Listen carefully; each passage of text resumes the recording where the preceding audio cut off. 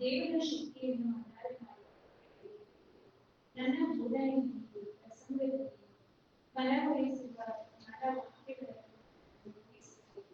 ದೇವರಾತ್ಮನ ಬಲವನ್ನು ಗೋಚರಿಸುವ ವಾಕ್ಯಗಳನ್ನು ಪ್ರಯೋಗಿಸಿ ಆದರೂ ಪ್ರವೀಣರಲ್ಲಿ ಅದು ಇಹಲೋಕದ ಜ್ಞಾನವಲ್ಲ, ಇಲ್ಲವೇ ಓದುವುದು ಇದುವರೆಗೆ ಬುದ್ಧವಾಗಿದ್ದ ದೇವರ ಜ್ಞಾನವನ್ನೇ ಕುರಿತು ಅದು ದೇವರು ನಮ್ಮ ಮಹಿಮೆಗಾಗಿ ಲೋಕಪ್ರತಿಯಿಂದ ನೇಮಿಸಿ ಇದುವರೆಗೆ ಮಾಡಿದ ಇದನ್ನು ಇಹಲೋಕಾಧಿಕಾರಿಗಳೇ ಅರಿತಿದ್ದರೆ ಅವರು ಮಹಿಮೆಯುಳ್ಳ ಆದರೆ ಬರೆದಿರುವ ದೇವರು ತನ್ನನ್ನು ಪ್ರೀತಿಸುವವರಿಗಾಗಿ ಸಿದ್ಧ ಮಾಡಿರುವುದೆಲ್ಲವನ್ನು ಕಣ್ಣು ಕಾಣಲಿಲ್ಲ, ಕಿವಿ ಕೇಳಲಿಲ್ಲ, ಅದರ ಭಾವನೆಯು ಮನುಷ್ಯನ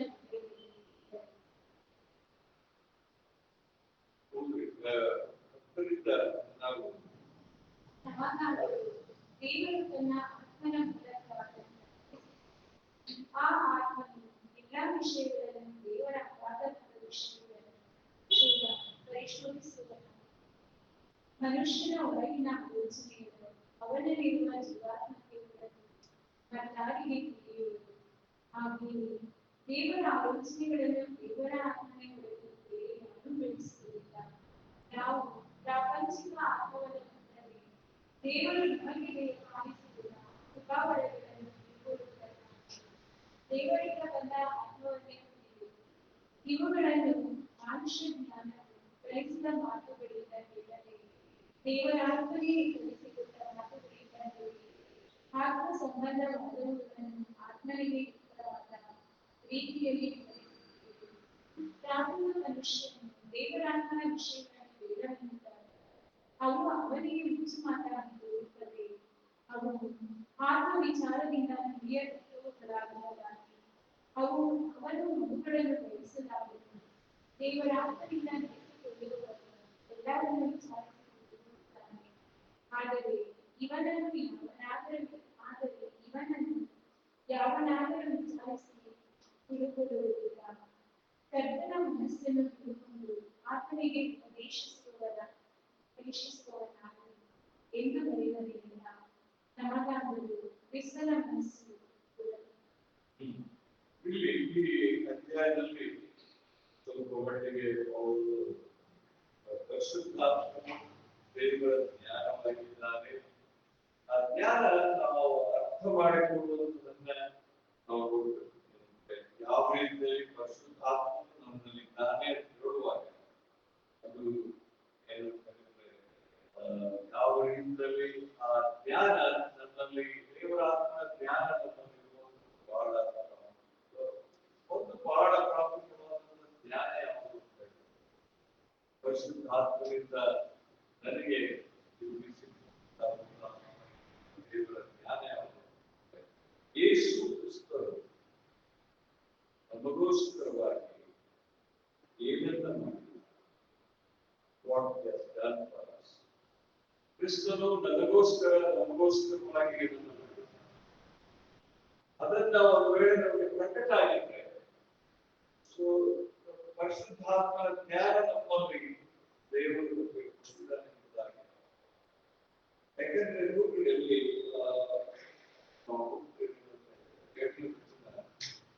ಇದುವರೆಗೆ ಮುಖ್ಯವಾಗಿದ್ದ ಸತ್ಯಾಂಶವನ್ನು ದೇವರ ಜ್ಞಾನದಲ್ಲಿ ಅದು ಯಾವುದೆಂದರೆ ದೇವರು ನಮ್ಮ ಮಹಿಮೆಗಾಗಿ ಲೋಕಪ್ರತಿಗಿಂತ ಮೊದಲೇ ನೇಮಿಸಿ ಇದುವರೆಗೆ ಬರೆಮಾಡಿದ ಇದನ್ನ ಲೋಕಾಧಿಕಾರಿಗಳಲ್ಲಿ ಯಾವುದೂ ಅರಿಯಲಿಲ್ಲ. ಇಷ್ಟರೇ ಅವರು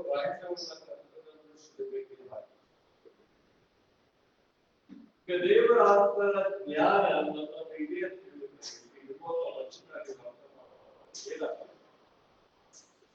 ಇಲ್ಲಿ ಮರ್ಯಾದ ಜ್ಞಾನ ಏನು ಜನರಿಗೆ ಏನು ಮರ್ಯಾದೆ ಅಲ್ಲಿ ಅವರು ಸ್ಪಷ್ಟವಾಗಿ ಹೇಳ್ತಾರೆ ಏನಂದ್ರೆ ಇದನ್ನ ಲೋಕಾಧಿಕಾರಿಗಳಲ್ಲಿ ಯಾವ ಇದ್ದಾಗ ಅವರು ಯೇಸುವನ್ನು ಏನ್ ಮಾಡ್ತಿರ್ಲಿಲ್ಲ, ಅವರು ಶಿಲುಬೆಗೆ ಹಾಕಿದ್ರು. ಇಲ್ಲಿ ಏನು ಮರೆಯಾಗಿತ್ತು ಅಂತ ಹೇಳಿದ್ರೆ, ಜನರಿಗೆ ಏನ್ ಮರೆಯಾಗಿತ್ತು ಅಂದ್ರೆ ಯೇಸು ಕ್ರಿಸ್ತನ ಸಾವು ಸೈತಾನನ ಕಾರ್ಯಗಳನ್ನ ಅಡಗಿಸುತ್ತದೆ, ಲಯ ಮಾಡುತ್ತದೆ ಅನ್ನುವಂಥದ್ದು ಸೈತಾನನ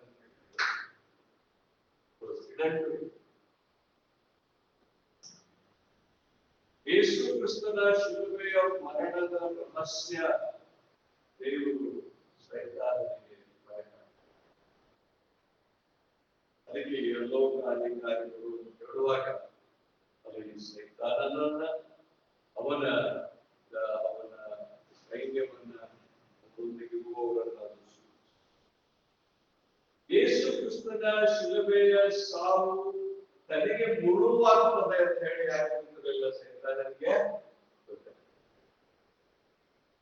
ಇಬ್ರಿಯರ ಪತ್ರಿಕೆಯಲ್ಲಿ ಏನಂದ್ರೆ ಯೇಸು ಏನ್ ಮಾಡಿದಂತೆ ತನ್ನ ಮರಣದಿಂದ ಮರಣಾಧಿಕಾರಿಯಿಂದ ಸೋಲಿಸಿ, ತನ್ನ ಮರಣದಿಂದ ಮರಣಾಧಿಕಾರಿಯನ್ನು ಸೋಲಿಸಿ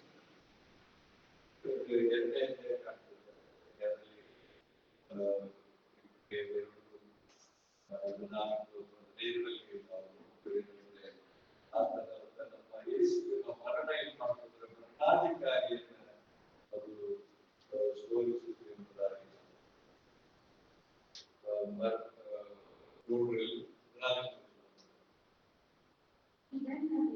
ಮಕ್ಕಳು ರಕ್ತ ಆತ್ಮನ ಅವನತೆಗೆ ತನ್ನ ಮರಣದಿಂದಲೇ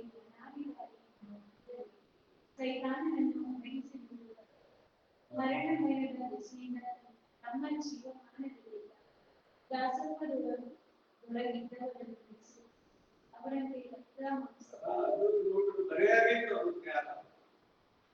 ಯೇಸುವಿನ ಮರಣ ತನಗೆ ಅಂತ್ಯವನ್ನಾಗಿ ಮಾಡುತ್ತದೆ. ಕುರಿತ 15ನೇ ಅಧ್ಯಾಯದಲ್ಲಿರುವಾಗ ಜಯವಿಲ್ಲಿ ಪಕ್ಷದೊಂದೇ 15ನೇ ಅಧ್ಯಾಯದಲ್ಲಿರುವಾಗ ಅಲ್ಲಿ ಅವರು ಹೇಳಿದರೆ ಮರಣವೇ ಜಯ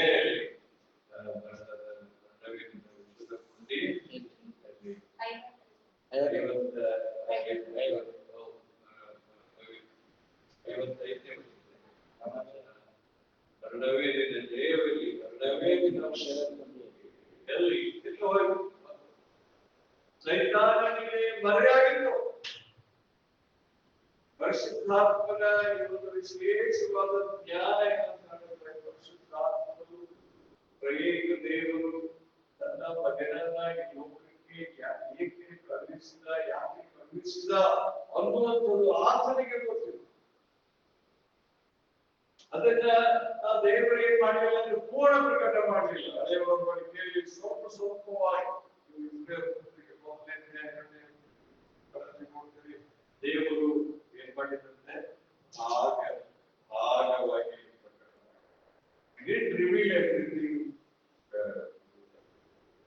ಎಲ್ಲವನ್ನ ದೇವರು ಪ್ರಕಟ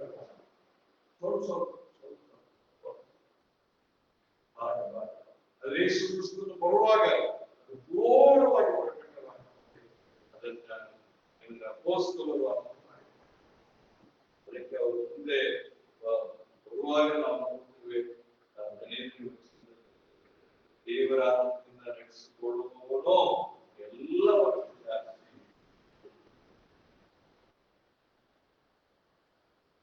ದೇವರಾತ್ಮರಿಂದ ನಡೆಸಿಕೊಂಡು ಹೋಗುವಂತ ನಾನಾಗ್ಲಿ ನೀವಾಗ್ಲಿ ಈ ಒಂದು ವಿಷಯಗಳನ್ನ ನಾವು ಸುಮ್ಮನೆ ನಂಬೋದಿಲ್ಲ. ಯಾರಾದ್ರೂ ಹೇಳ್ಬಿಟ್ರೆ ನಮ್ಮ ಗ್ರಾಜುಯೇಷನ್ಗೆ ಟೀಚರ್ ಪ್ರಮೋದ್ ಅಂತ ಹೇಳಿ ಅವರು ಗ್ರಾಜುಯೇಷನ್ ಅಲ್ಲಿ ಅವರು ಮಾತಾಡೋದು, ನಾನು ಸಂಘ ಮಾಡ್ತಿದ್ದೆ, ದೇವರೇ ಲೋಕದಿಂದ ಡಾಲರ್ಗಳನ್ನು ಕಳಿಸ್ಕೊಂಡು ಹೇಳಿದ್ರೆ ಡಾಲರ್ಗಳೆಲ್ಲ ಏನಂತ ಹೇಳಿದ್ರು ಅವರು? ಡಾಲರ್. ಏನ ಡಾಲರ್ ಅಲ್ಲಿ ಜನ ನಾರುಗಳನ್ನು ಕಟ್ಕೊಂಡ್ರು, ಮನೆಗಳನ್ನ ಮಾಡ್ಕೊಂಡ್ರು, ಏನೆಲ್ಲ ಮುಂದೆ ಹೋಗ್ತಾರೆ. ನಿಮಗೂ ಏನಾಗುದಿಲ್ಲ, ಸತ್ಯ ಹೇಳಿ ಅನ್ಸ್. ಯಾಕಂದ್ರೆ ದೇವರಿಗೆ ಒಂದು ಡಾಲರ್ ಮಾತ್ರ ಗೊತ್ತಿದೆಯಾ, ರೂಪಾಯಿ ಗೊತ್ತಿಲ್ಲ.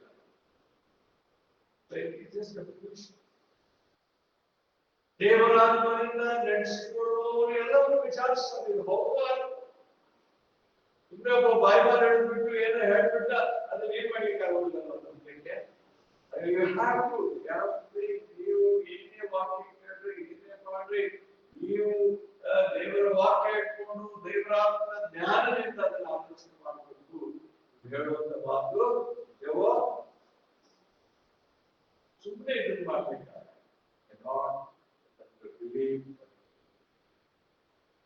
ನಾವು ಯಾವ ಒಂದು ವಿವಾದ ಪತ್ರಿಕೆಯಲ್ಲಿ ನಾವು ನೋಡ್ಬೇಕಂದ್ರೆ ನಾವು ಎಂತ ಪ್ರಾರ್ಥನೆ ಅಂದ್ರೆ ಇವತ್ತು ಅನೇಕ ಆತ್ಮಗಳ ಮಾತನಾಡ್ತಾರೆ. ನೋಡ್ರಿ, ಒಂದು ವ್ಯವಹಾರ 4ನೇ ಅಧ್ಯಾಯದಲ್ಲಿ ಇರುವಾಗ ಅಲ್ಲಿ ಆತ್ಮ ಏನೇನೋ ಆತ್ಮಗಳು, ಅನೇಕ ರೀತಿಯ ಆತ್ಮಗಳು ಈ ಲೋಕದಲ್ಲಿ ಇದ್ದಾವೆ. ನಾನು ಎಚ್ಚರಿಕೆಯಾಗಿದ್ದೇನೆ.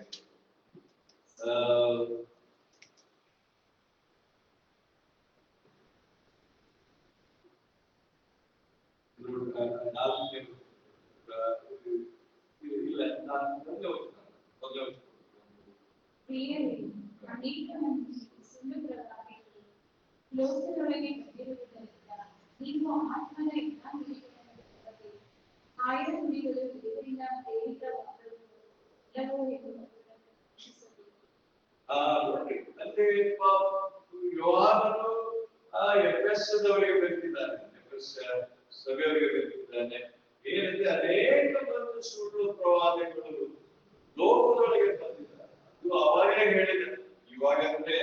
ಇವಾಗ ಒಂದು ಜ್ಞಾನಗಟ್ಟಲೆ ಹೆಚ್ಚಾಗಿದೆ ಬಂದಿರೋದ್ರಿಂದ ನೀವು ಆತ್ಮದ ಎಲ್ಲಾ ನುಡಿಗಳನ್ನು ನಂಬದೆ, ಆಯಾ ನುಡಿಗಳು ದೇವರಿಂದ ಪ್ರೇರಿತವಾದವುಗಳೋ ಅಲ್ಲವೋ ಎಂದು ಅವುಗಳನ್ನ ಪರೀಕ್ಷಿಸಬೇಕು. ವಾಟ್ ನೀಡ್, ದೇವರಾತ್ಮನ ಜ್ಞಾನ ನನಗೆ ನಿಮಗೆ ಬೇಕು. ಇದು ನಿಜವಾಗಲೂ ದೇವರ ಆತ್ಮದಿಂದ ಹೇಳಲ್ಪಟ್ಟಂತ ಮಾತು ಹೌದು ಅಲ್ಲವೋ?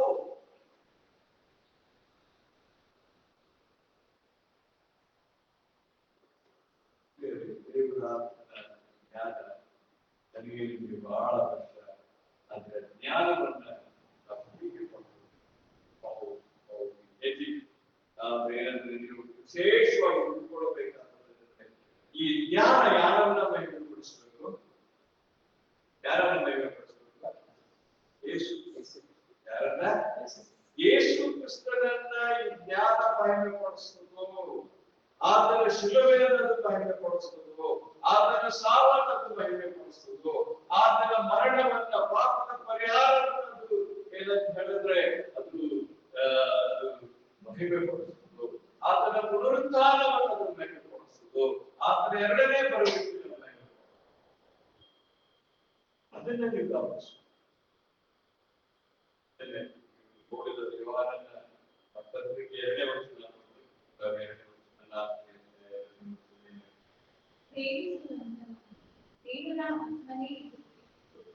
ವಚನ ಮನುಷ್ಯನಾಗಿ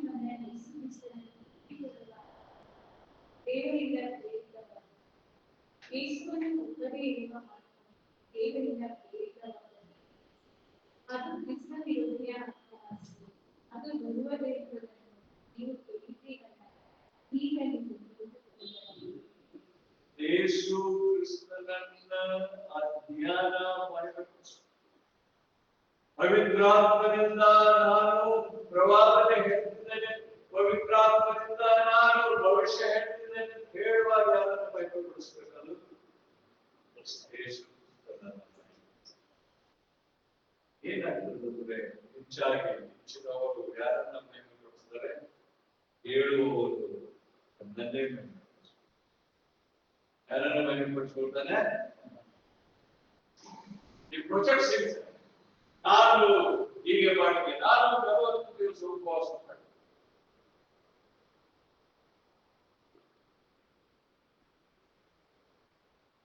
40 ದಿವಸ ಉಪವಾಸ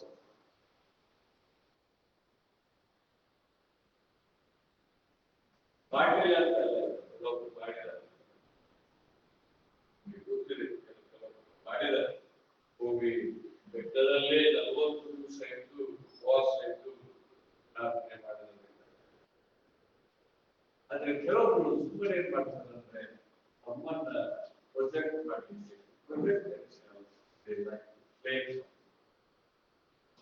ಇವ್ರು ಹೇಳ್ತೀವಿ ಪ್ರಧಾನಮಂತ್ರಿಯವರು ನಾನೇ ದೇವರು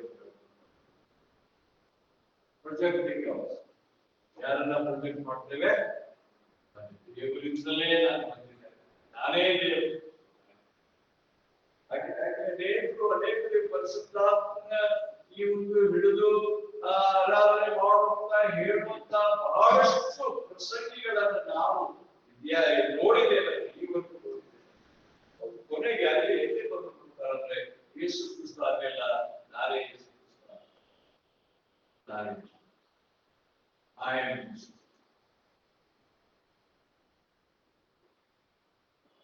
ಅದಕ್ಕಾಗಿ ಪರಿಶುದ್ಧಾತ್ಮನ ಜ್ಞಾನ ನನಗೆ ಇದೆ ಅಂತ ಹೇಳಿದ್ರೆ ನಾವು ಯಾರನ್ನ ಮಹಿಮೆಪಡಿಸ್ತೇವೆ? ಯೇಸು. ಯೇಸುವಿನ ಎಲ್ಲಾ ಕಾರ್ಯಗಳ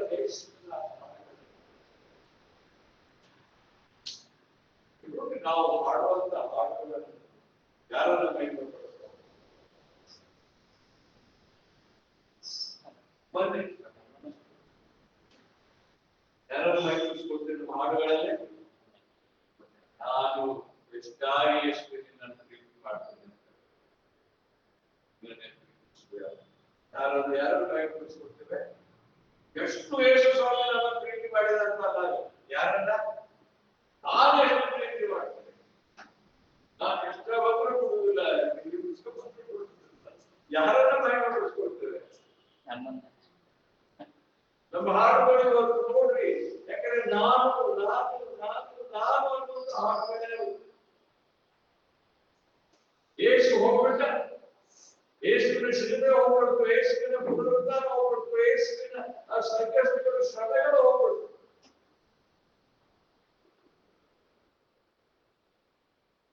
ಯೇಸು ದೆವ್ವ ಬಿಡಿಸಿದ, ಯೇಸು ಯೇಸು ಒಬ್ಬ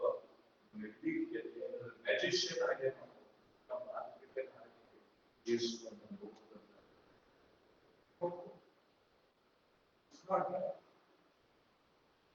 ನಮ್ಮನ್ನು ನಾವು ಮಹಿಮೆಪಡಿಸ್ತೀವಿ. Projecting ourselves. ಎಲ್ಲ ಒಂದು ಸ್ಥಿತಿಯಲ್ಲಿ ನಾವಿದ್ದೀವಿ, ನಮ್ಮನ್ನು ನಾವು ಹೆಚ್ಚಿಸಿಕೊಳ್ಳುವಂತ ಸ್ವಭಾವ. ನಾವು ಇದ್ದದ್ದನ್ನೇ ಇದ್ದಂತಿದ್ದ ಹಾಗೆ ಹೇಳಿಕೊಳ್ಳೋದು. ಅದಕ್ಕೆ ಏನ್ ಮಾಡ್ತೇವೆ?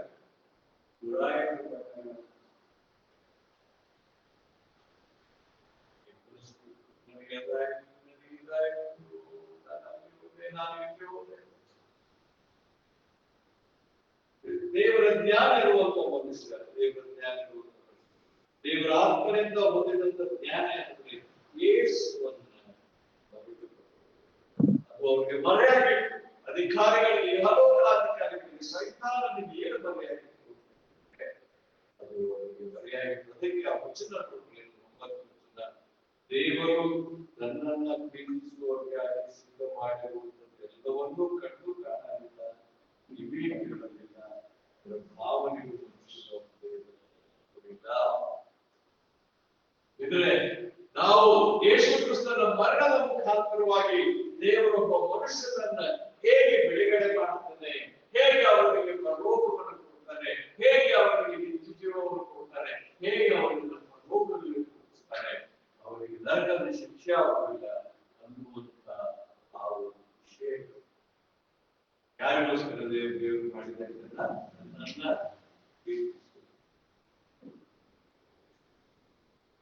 ದೇವರ ಆತ್ಮದ ಜ್ಞಾನ ನಾವು ತಿಳ್ಕೊಳ್ಳಬೇಕಾದಂತ ಸೂಕ್ಷ್ಮವಾದಂತ ವಿಷಯ ಏನಂದ್ರೆ ಕ್ರಿಸ್ತನ ಮರಣ, ಕ್ರಿಸ್ತನ ಶಿಲುಬೆ, ಕ್ರಿಸ್ತನ ಶ್ರಮೆ, ಕ್ರಿಸ್ತನ ಒಂದು ನಡೆದು ಹೋಗುವಂತಹ ಹಾದಿ, ಕ್ರಿಸ್ತನ ಒಂದು ಉಳುವಿಕೆ, ಪುನರುತ್ಥಾನ, ಪುನರ್ಬರುವಿಕೆ,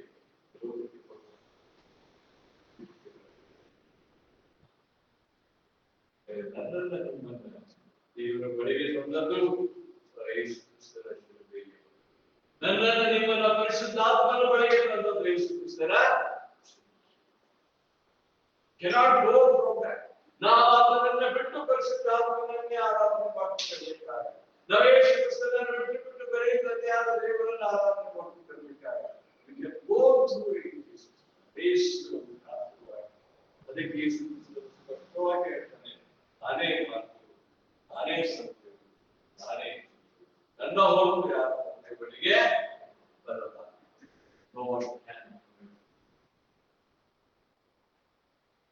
ನಾನೇ ನನ್ನ ಮೂಲಕ ಯೇಸು ಕ್ರಿಸ್ತನಲ್ಲಿ ಪರಿಶುದ್ಧಾತ್ಮವು ನನ್ನನ್ನ ಪರಿಶುದ್ಧಾತ್ಮದ ಜ್ಞಾನ ಹೊಂದಿರುತ್ತದೆ. ಕ್ರಿಸ್ತನ ಶಿಲುಬೆಗೆ ಅಂಟಿಕೊಂಡಂತ ಜ್ಞಾನ ಮಾಡುವಂತ ಅವಶ್ಯಕತೆ ಇಲ್ಲ ನೋಡಿ. ನಿಮ್ಮ ನಂಬಿಕೆಯು ಮನುಷ್ಯ ಜ್ಞಾನವನ್ನ ಮನುಷ್ಯ ಜ್ಞಾನವನ್ನ ದೇವರ ಶಕ್ತಿಯನ್ನು ಆಧಾರ ಮಾಡಿಕೊಂಡಿರಬೇಕೆಂದು ಉದರಲ್ಲಿಯೂ ಸಗಲು ಮನವೊಲಿಸುವ ಜ್ಞಾನವಾಕ್ಯಗಳನ್ನು ನಾನು ತಿಳಿಸುತ್ತೇನೆ. ದೇವರ ಫಲವನ್ನು ರೂಪಿಸುವ ಕ್ಲಿಯರ್ ಹೇಳ್ತಾರೆ. ನಾವು ಯಾವುದನ್ನ ಎತ್ತಿ ಹಿಡಿಬೇಕಂದ್ರೆ ಇದು ಒಂದು ದೇವರ ವಾಕ್ಯದಲ್ಲಿರುವಂತಹ ಈ ವಾಕ್ಯಗಳಲ್ಲಿ ಅಡಗಿರುವಂತಹ ಯೇಸು ಆತನು ಮಾಡಿದಂತ ಕೆಲಸವನ್ನ ನಾವು ಬೇರೆ ಜನರಿಗೆ ಹೇಳುವುದಾಗಿ ದೇವರ ವಾಕ್ಯದಲ್ಲಿ ಹೇಳಿ ಏನಾಗ್ತಿಲ್ಲ, ಅಲ್ಲಿ ಏನ್ ಬಂದಿದೆ ಅದನ್ನೇ ಹೇಳ್ತೀವಿ, ಅದನ್ನ ಅರ್ಥ ಮಾಡ್ಕೊಂಡು ಒಂದೇ ಬೈಬಲ್ ಆಗ್ತಿಲ್ಲ. ನಿಮ್ಗೆ ಇವತ್ತು ಇದು ವ್ಯಾಖ್ಯಾನ ಸಿಗ್ತದೆ, ಕಾಮೆಂಟ್ರಿ ಸಿಗ್ತದೆ, ಕಾಮೆಂಟ್ರಿ ತಗೊಳ್ಳಿ, ಓದಿ ಸ್ವಲ್ಪ ದುಡ್ಡು ಖರ್ಚು ಮಾಡಿ ಏನಾಗುತ್ತೆ,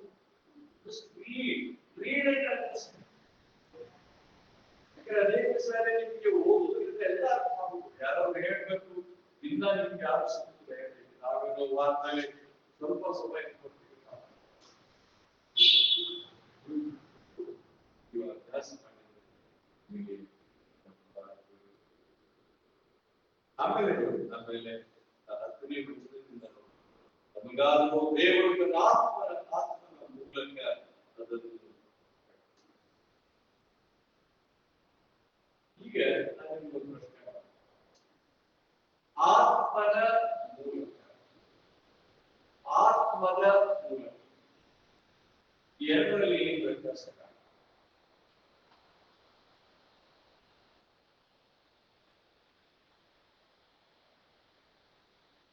ಆತ್ಮದ ಮೂಲಕ ಆತ್ಮದ ಮೂಲಕ ಏನು ವ್ಯತ್ಯಾಸ?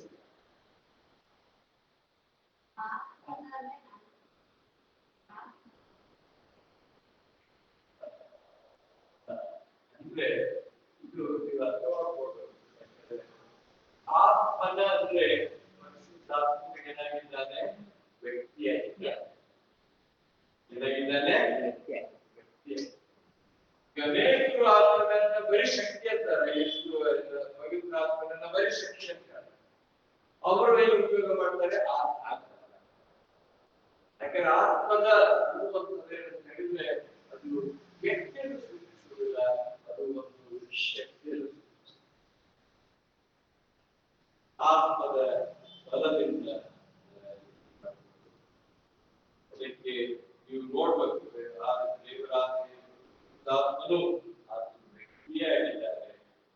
ಕೇವಲ ಶಕ್ತಿ ಮತ್ತು ಶಕ್ತಿ ಹೌದು. ಕೆಲವು ಕಡೆಯಲ್ಲಿ ಪವಿತ್ರ ಆತ್ಮದ ಎರಡೂ ಮೇಲೆ ಪವಿತ್ರ ಆತ್ಮನ ಪವಿತ್ರ ಕೆಲವು ಕಡೆಯಲ್ಲಿ ಉಪಯೋಗ ಶಬ್ದದ ಉಪಯೋಗ ಇದೆ. ಆದ್ರೆ ನೀವು ವ್ಯತ್ಯಾಸ ತಿಳ್ಕೊಂಡು ದೇವರು ತನ್ನ ಆತ್ಮನ ಮೂಲಕ ಅದನ್ನ ಅಂದ್ರೆ ಪರಿಶುದ್ಧಾತ್ಮವು ವ್ಯಕ್ತಿಯಾಗಿದ್ದಾನೆ, ಆ ಆತ್ಮವು ಎಲ್ಲಾ ವಿಷಯಗಳನ್ನ ದೇವರ ಅಗಾಧವಾದಂತಹ ವಿಷಯಗಳನ್ನ ಪರಿಶೋಧಿಸುವವರಾಗಿ ದೇವರ ಆತ್ಮನ ಜ್ಞಾನ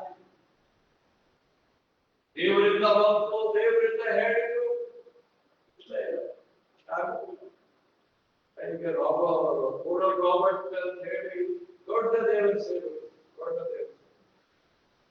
ಅವರು ಏನ್ ಮಾಡಿದ್ರು ಅಂದ್ರೆ, ನನಗೆ ದೇವರು ಪ್ರಿಯನಾದ ಯೇಸು ಕ್ರಿಸ್ತನೊಟ್ಟಿಗೆ ಇಷ್ಟು ಸಮಯ ಕಳೆದೇ ಇಲ್ಲ. ಒಂದು ದಾಸವಾಳ ಹೇಳ್ತಾರೆ, ನಮ್ಮ ಸಹೋದರ ದಿನಕ್ಕೆ ಅವರು 3 ತಾಸು ಕಳೆದೇ ಕಳೆದಕ್ಕೆ ದೇವರು ಏನ್ ಮಾಡಿದ, ಅವ್ರಿಗೆ ಕಾರುಣ್ಯದ ಆ ಒಂದು ಕ್ಯಾಂಪಸ್ ಚಿತ್ರ ಬರ್ಕೊಂಡ್ಬಿಟ್ಟ. ಎಲ್ಲಿದು? ಕಾರುಣ್ಯ ಯೂನಿವರ್ಸಿಟಿ, ಕಾರುಣ್ಯ ಅಲ್ಲಿ ಇರುವಂತ ಲೇಔಟ್, ಇದೆಲ್ಲ ಚಿತ್ರ ಬಂದ್ಬಿಟ್ಟು ಅವ್ರಿಗೆ.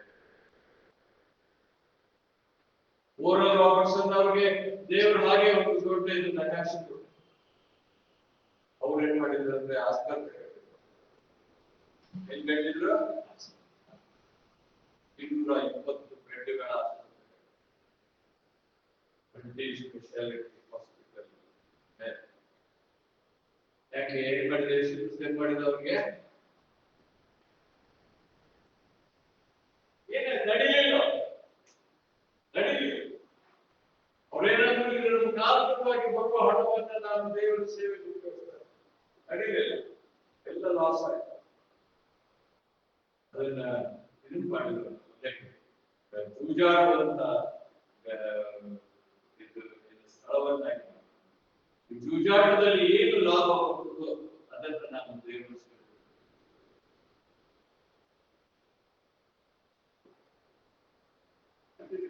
ಮಾಡಿದ್ರು ಅಷ್ಟೇ. ಒಂದು ಸ್ಕ್ವೇರ್ ಫೀಟ್ಗೆ ನನಗೆ 2,000 ರೂಪಾಯಿ ಕೊಡಿ ಅಂತ ಹೇಳಿ ಎಲ್ಲ 2,000 ರೂಪಾಯಿ ಕೊಟ್ಟದ್ದು. ಯೂನಿವರ್ಸಿಟಿ ಇದೆ, ಕಾರುಣ್ಯ ಯೂನಿವರ್ಸಿಟಿ, ಅದನ್ನು ಯಾರು ಹೋಗ್ಕೊಟ್ಟಿದ್ದಾರೆ? ಈಗ ಸ್ಟಾಲಿನ್ ಚೀಫ್ ಮಿನಿಸ್ಟರ್ ಕಡೆಯಿಂದ ಕಾರುಣ್ಯ ಲೇಔಟ್ ಏನ್ ಮಾಡಿದ್ರು, ಅದನ್ನ ದೊಡ್ಡ ಲೇಔಟ್ ಪುಣ್ಯಕ್ಷೇತ್ರ ಮಾಡಿದಂಗೆ ಮಾಡಿದ್ರು. ಸಿಲೋವ ಕೊಳ ಅಂತ ಹೇಳಿ ಇದನ್ನೆಲ್ಲ ಮಾಡಿದ್ರು. ಇಲ್ಲಿ ಬಂದು ಈ ಹುಡುಗಿ ಹಿಂದೂಗಳು ಹೋಗಿ ಏನ್ ಯಾತ್ರೆ ಮಾಡ್ತಾರಲ್ಲ ಏನಾಗಿದೆ ಅದು ಈಗ ಲೇಔಟ್ ಗಾಡಿ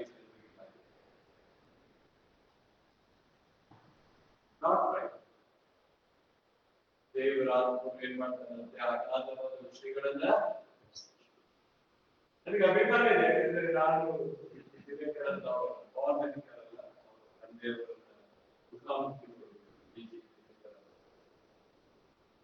ಬಹಳ ವಾಕ್ಯದಲ್ಲಿ ಜ್ಞಾನ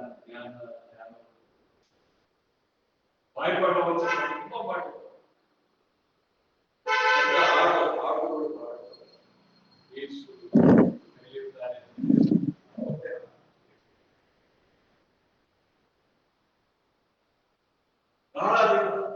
ಈ ವಿಷಯಗಳನ್ನು ಹೇಳುವ ನಂಬಿಕೆ ಆಗಲಿಲ್ಲ, ಅದನ್ನ ನಂಬಿಕೆ ಆಗಲಿಲ್ಲ. ಅವರು ರಾಬರ್ಟ್ಸ್ ಹೇಳುವಾಗ ಅದನ್ನ ನಂಬಿಕೆ ಆಗಲಿಲ್ಲ.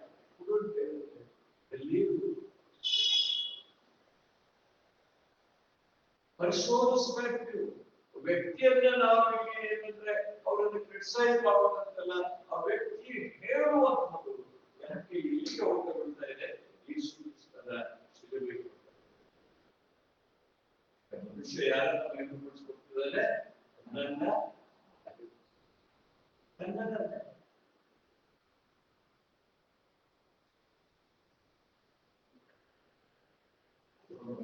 ಸತ್ತ ಮೇಲೆ ಹೇಳಿದ್ದೇನೆಂದ್ರೆ, ಇವತ್ತು ನಮ್ಮ ತಂದೆ ಪರಲೋಕದಲ್ಲಿ ಯೇಸು ಕ್ರಿಸ್ತನೊಂದಿಗೆ ಕೌನ್ಸಿಲ್ ಅಲ್ಲಿ ಒಬ್ಬ ಮೆಂಬರಾಗಿದ್ದಾರೆ. ದಿನಕರ್ ಅವರು ಹೇಳಿದ ಹಾಗೆ ಯೇಸು ಕ್ರಿಸ್ತರು ಭೂಲೋಕದಲ್ಲಿ ನಡೆಯುವಂತ ಎಲ್ಲಾ ವಿಷಯಗಳಲ್ಲಿ ಅವರು ಸಲಹೆ ನೀಡಿ ಮಾಡ್ತಾರೆ. ಆ ಮಟ್ಟಕ್ಕೆ ಅವರು ಸಹೋದರು ನಾವು ದಿವಸಗಳನ್ನು ಹೋಗ್ತೇವೆ ಅಂತ ಅವ್ರು ನೆಲ್ಲಿಗೆ ಬಿಟ್ಟಿದ್ದಾರೆ. ಈಗ ಯೇಸು ಕ್ರಿಸ್ತರ ಪಕ್ಕದಲ್ಲಿ ಪ್ರೈವೇಟ್ ಸೆಕ್ರೆಟರಿ ಅದನ್ನೆಲ್ಲ ಅಟ್ಯಾಕ್ ಮಾಡಿದ್ರು, ಎಲ್ಲ ಅವಾಗ ವರ್ಷ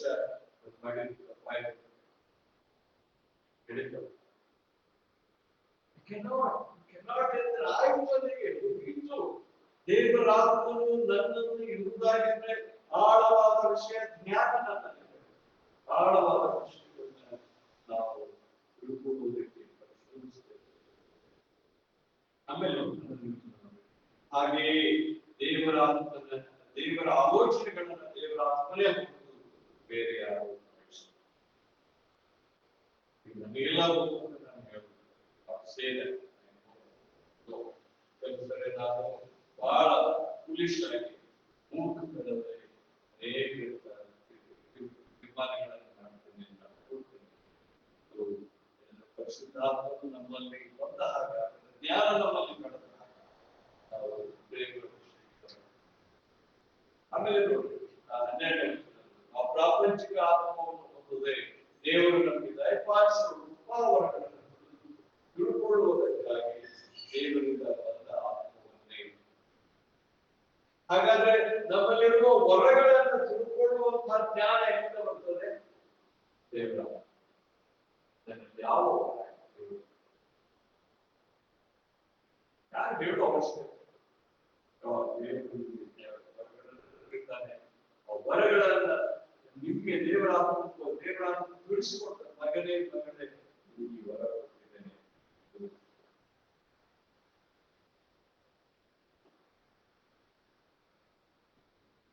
ಬಹಳ ವರ್ಷಗಳಿದೆ ಮದುವೆಯಾಗಿ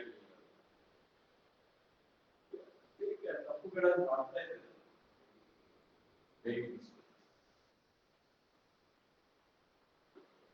ಅಂದ್ರೆ ದೇವರ ವಾಕ್ಯದಿಂದ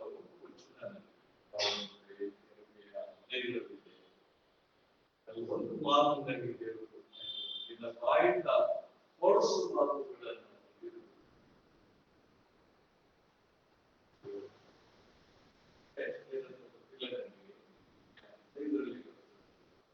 ಬಾಯಿಂದ ಹೊರಸು ಮಾತುಗಳನ್ನು ಸೆಕೆಂಡ್ ನಾನು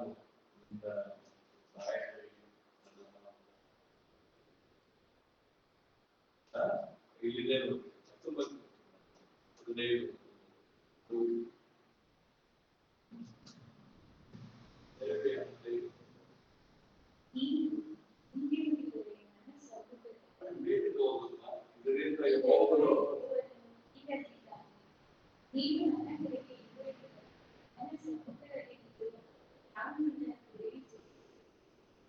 ನೀನು ತುಚ್ಛವಾದದ್ದನ್ನೆಲ್ಲ ತಿಳಿಸಿ ಮೂಲ್ಯವಾದದ್ದನ್ನು ಪ್ರಕಾಶಪಡಿಸಿ ನೀನು ನನ್ನ ಮರೆಯುತ್ತಿರುವೆ.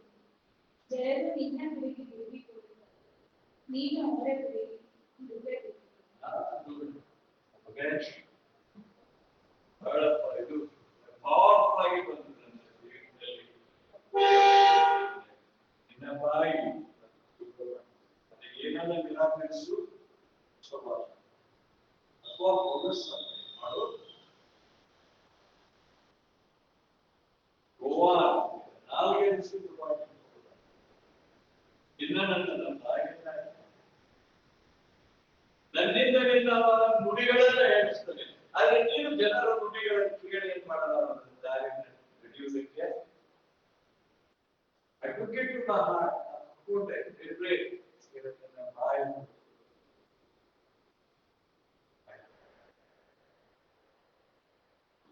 ಬಹಳ ಕಷ್ಟ ಆಗ್ತದೆ.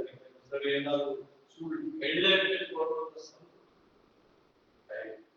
ತುಂಬಾ ಕಷ್ಟ. ದೇವರಿಗೆ ಹೇಗಾರು ಮಾಡಿ ತಪ್ಪಿಸ್ಕೊಳ್ಳೋಣ, ಹೇಗಾರು ಮಾಡಿ ತಪ್ಪಿಸ್ಕೊಳ್ಳೋಣ, ಸಂದರ್ಭ ಬಂದಾಗ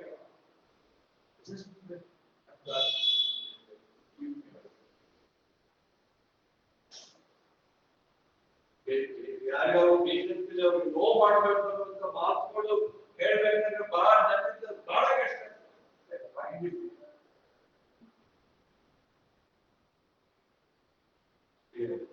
ದೇವರು ಏನು ಯಾರು ತಿಳ್ಕೊಳ್ಬೇಕು, ಯಾರು ತಿಳ್ಕೊಳ್ಬೇಕು, ಯಾರು ತಿಳ್ಕೊಳ್ಬೇಕು, ಅಲ್ಲಿ ಕೊಟ್ಟದವರು ಬಾಯಿ ಬಾಯಿಯ ಕೋಸಲು ಬಹಳ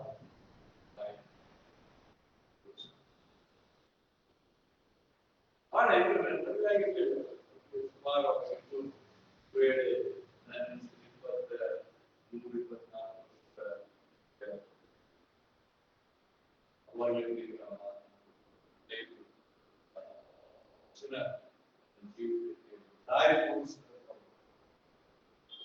ವಿಷಯವಿರ್ಬೇಕಾ ಯಾವ್ದನ್ನು ಸರಿ ಇಟ್ಕೋಬೇಕು?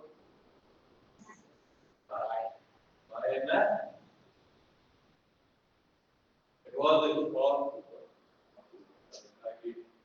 ಏನಾದ್ರೆ ದೇವರ 12ನೇ ವಚನ ನಾವು ದೇವರ ಆತ್ಮ ನಮ್ಗೆ ಏನ್ ಸಹಾಯ ಮಾಡ್ತಾರೆ, ದೇವರಿಗೆ ಏನ್ ವರ ಕೊಚ್ಚಿಲ್ಲ ವರವನ್ನ ನೀವು ಏನ್ ಮಾಡ್ತೀರಿ? ಸುಮ್ಮನೆ ಪವಿತ್ರ ಆತ್ಮ ಇದ್ದಾನೆ ಅಂತ ಹೇಳಿ ಗಾಳಿಗೆ ಹಾಕಿ ತೋರಿಸ್ಬಿಟ್ರೆ ಪವಿತ್ರ ಆತ್ಮ ಇದ್ದಾನೆ ಅಂತ ಹೇಳಿ ಅರ್ಥ. ಪವಿತ್ರ ಆತ್ಮ ಇದ್ದಾನೆ ಅಂತ ಹೇಳಿ ಗೊತ್ತಾಗಬೇಕಾದ್ರೆ ಇನ್ನಲ್ಲಿರುವ ಹೊರಗಳನ್ನು ಏನ್ ಮಾಡೋದು? ಇನ್ನಲ್ಲಿರುವ ಹೊರ. ಆಮೇಲೆ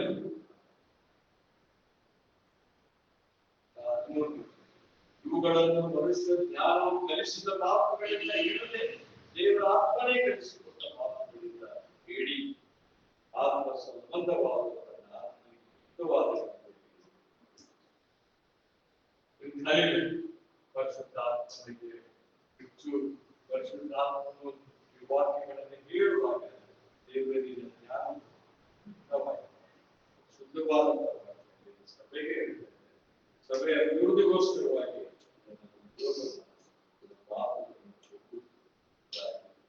ನೀವು ಹೇಳುವುದಾಗಿ ಪರಿಶುದ್ಧಾತ್ಮನು ತನ್ನ ಜ್ಞಾನದಿಂದ ವಾಕ್ಯಗಳನ್ನು ಆಮೇಲೆ 14 ಪ್ರಾಕೃತ ಮನುಷ್ಯ ದೇವರಾತ್ಮನ ವಿಷಯಗಳನ್ನು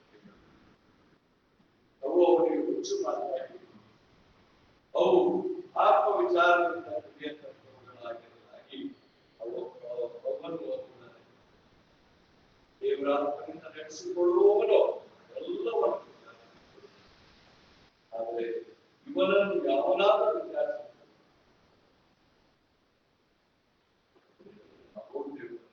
ದೇವರಾತ್ಮನ ಜ್ಞಾನ ನನಗೆ ಬಹಳ ಜ್ಞಾನಕ್ಕಾಗಿ ಕೇಳಿಕೊಳ್ಳು ದೇವರಿಗೆ ಪರಿಶುದ್ಧಾತ್ಮನ ಜ್ಞಾನದಿಂದ ಇಷ್ಟೇ ವಚನಗಳಲ್ಲಿ ದೇವರಾತ್ಮನ ಜ್ಞಾನ ಇದೆ ಕೊಡಬೇಕು. ವಚನಗಳಿದ್ದಾವೆ. ನಾನು ಪೂರ್ಣ ಸಿದ್ಧನಾಗಿ ಬರಲಿಲ್ಲ. ಥಾಟ್ ಇರುತ್ತೆ. ದೇವರ ಶಕ್ತಿ ಅಭ್ಯಾಸ ಮಾಡುವಾಗ ನಾವು ಯೋಚಿಸ್ತೇವೆ ದೇವರ ಆತ್ಮನ ಜ್ಞಾನವನ್ನ ಮುಂದಕ್ಕೆ ಹೋಗುವುದಕ್ಕೆ ಹಾಗೆ ನಿಮ್ಮ ಆತ್ಮದ ಜೀವಿತ ಮೊದಲಿಗಿಂತ ಬಹಳ ಚೆನ್ನಾಗಿದೆ. ನಿಮ್ಮ ಭವಿಷ್ಯದ ಚೆನ್ನಾಗಿದೆ. You become a very unique person. ಬಹಳ ಅಮೂಲ್ಯವಾದಂತ ವ್ಯಕ್ತಿಯಾಗಿ ಮಹಿಮೆಗಾಗಿ ಹಾಗಾಗಿ ದೇವರ ಆತ್ಮನ ಜ್ಞಾನದಿಂದ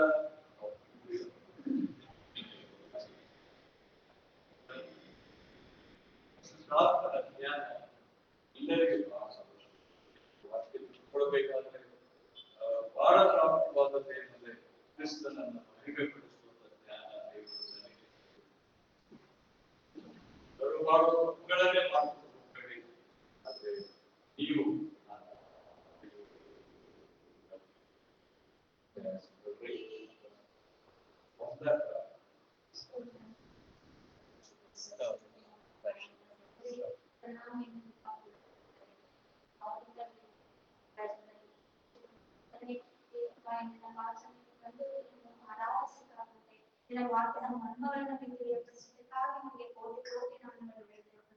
ಎಷ್ಟೋ ಜನರು ಬರ್ಲಿಕ್ಕೆ ಆಗಿಲ್ಲ ಕರ್ತನೆ. ಒದಗಿಸಬೇಕು ಬೇಡ್ತೀನಿ ಕರ್ತನೆ. ವಿಶೇಷವಾಗಿ ಕರ್ತನೆ ನಮ್ಮನ್ನು ಅವರ ವಾಕ್ಯದಿಂದ ಬಲಪಡಿಸಿದಕ್ಕಾಗಿ ನಮಗೆ ಸ್ತೋತ್ರ. ಈ ಲೋಕದ ಜ್ಞಾನ ಅಲ್ಲ ಕರ್ತನೆ, ನಿನ್ನ ಪರಲೋಕದ ಜ್ಞಾನದಿಂದ ನಮಗೊಬ್ಬರನ್ನು ತುಂಬಿಸಬೇಕೆಂದು ಬೇಡಿಸುತ್ತೇವೆ ಕರ್ತನೆ. ನಮಗೆ ಕೊಟ್ಟಂತ ವರಗಳನ್ನು ನಿಮಗೋಸ್ಕರ ಉಪಯೋಗಿಸಬೇಕಾಗುವಂತೆ ಸಹಾಯ ಮಾಡಿ ರಾಜ. ಅದು ನಮ್ಮಿಂದ ಸಾಧ್ಯ ಕರ್ತನೆ. ನೀವು ನಮ್ಮಲ್ಲಿದ್ದರೆ ಕರ್ತನೆ ಅದೆಲ್ಲವೂ ಸಾಧ್ಯವಾಗುವುದಕ್ಕಾಗಿ ಸ್ತೋತ್ರ ಕರ್ತನೆ. ನೀವು ಕೊಟ್ಟಂತ ವರಗಳ ಮುಖಾಂತರ ಕರ್ತನೆ ನಿನ್ನನ್ನು ಮಹಿಮೆಪಡಿಸುವ ಮಕ್ಕಳಾಗಿ ಲೋಕದಲ್ಲಿ ನನ್ನ ಸಾಕ್ಷಿಗಾಗಿ ಮಹಿಮೆಗಾಗಿ ನಾವು ಜೀವಿಸಲಿಕ್ಕಾಗಂತೆ ನಮ್ಮೊಬ್ಬೊಬ್ಬರು ನೀವು ಉಪಯೋಗಿಸಿಕೊಳ್ಬೇಕೆಂದು ಬೇಡುತ್ತಿದ್ದೇನೆ ಕರ್ತನೆ.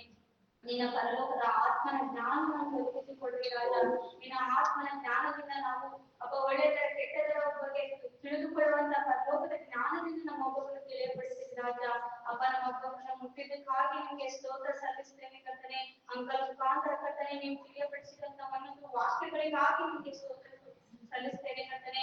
ನಾವೆಲ್ಲ ಕರ್ತನೆ ನಿನ್ನ ಹೆಸರಿಗೆ ನಿನ್ನ ನಾಮಕ್ಕೆ ಕರ್ತನೆ. ನಾವು ಇವತ್ತರ ಗಣನೆಗೆ ಬಾರದವರು ಕರ್ತನೆ. ನಾವು ಯಾವುದಕ್ಕೂ ಬಾರದವರು ಕರ್ತನೆ.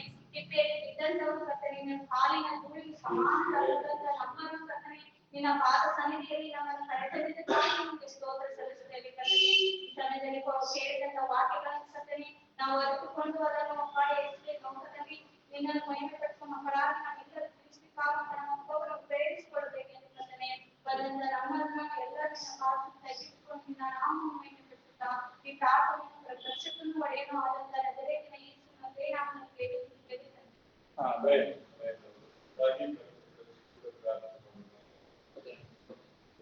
ನಾವು